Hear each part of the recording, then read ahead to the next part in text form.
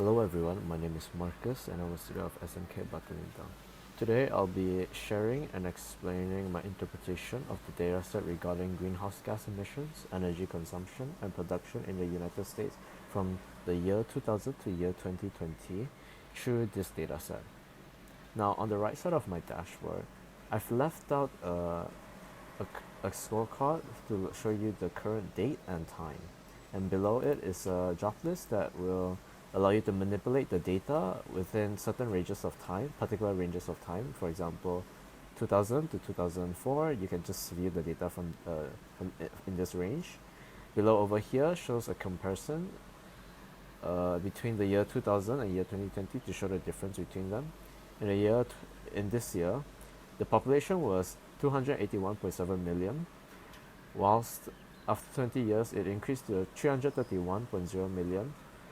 There's a positive difference of 17.50%. The GDP in year 2000 was 13, but increased to 20.9. That is a positive difference of 60.77%.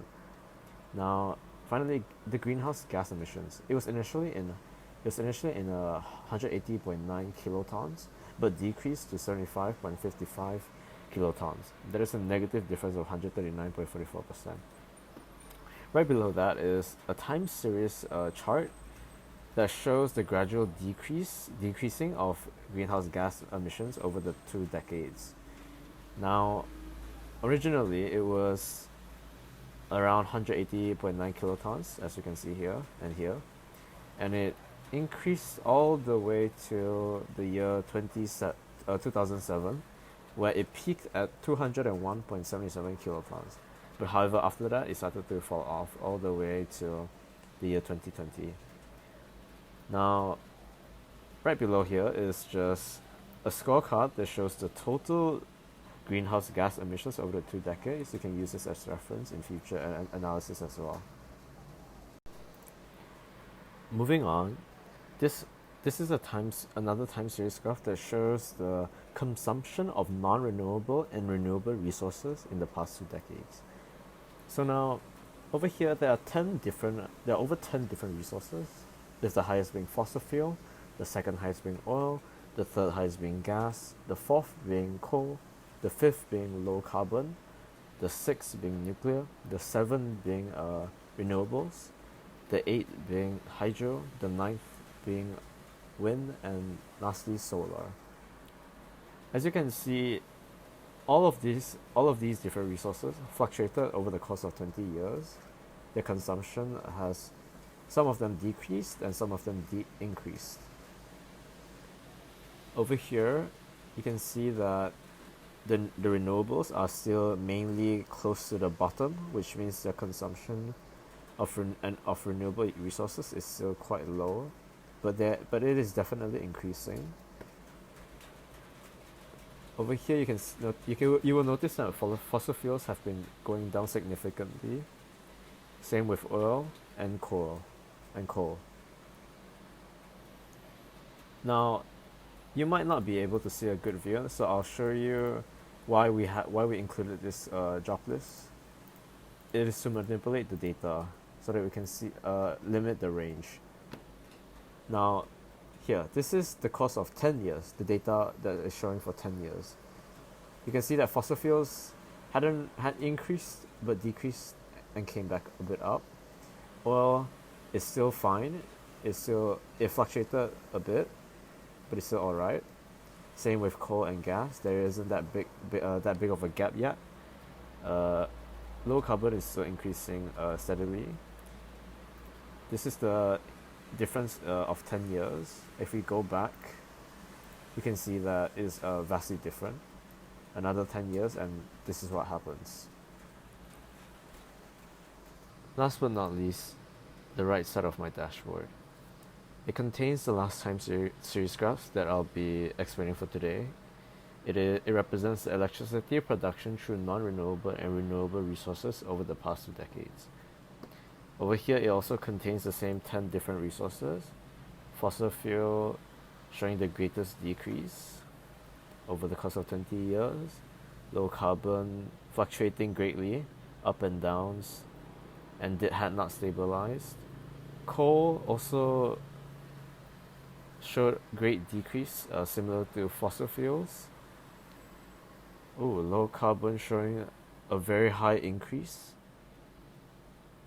Nuclear fluctuating, and it seems to still be going down. Renewables increasing greatly as well, same similar to low carbon. And the other renewables such as solar, wind, and hydro are also increasing. Oil seems to decrease a bit, quite a bit actually, until 2020. Now, if you are still facing a similar problem towards the last graph where you can't, if it is too chaotic and you can't see it properly, you can change the increments here. You can go down by 5 years, by 10 years, maybe 2 years if it makes it easier for you to view.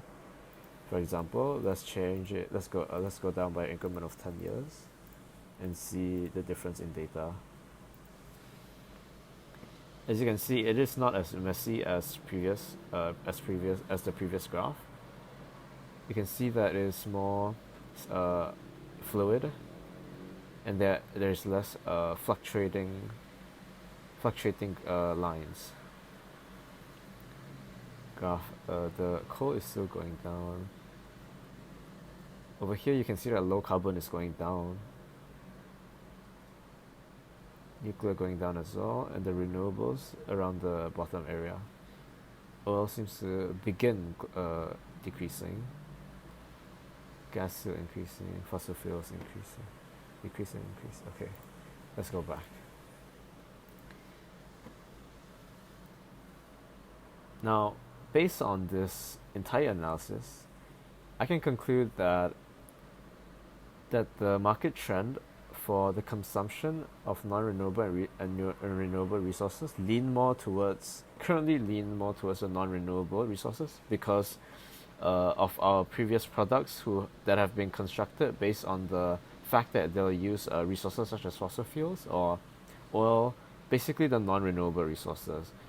Now, for that to change, we will have to wait perhaps for a long period of time, maybe over actually 50 years, who knows, for the renewable resources to spike up to around the same level as fossil fuels. That may be an overstatement as well, so we're not sure. Electricity production, this industry has been affected much as well, most likely due to the consumption as well. It's related, but this is only one of the many industries where the consumption is related to. So my recommendation would be, if you're seeking short-term investments, you can invest in some of the few non-renewable resources showing positive growth or positive trends. But if you're seeking long-term investments, you should definitely focus more on the renewables. As you can see that over the course of 20 years, they have all been increasing. And it seems that renewables will also be important in electricity production since it requires little effort to harvest the energy. I think that is all from me. Thank you.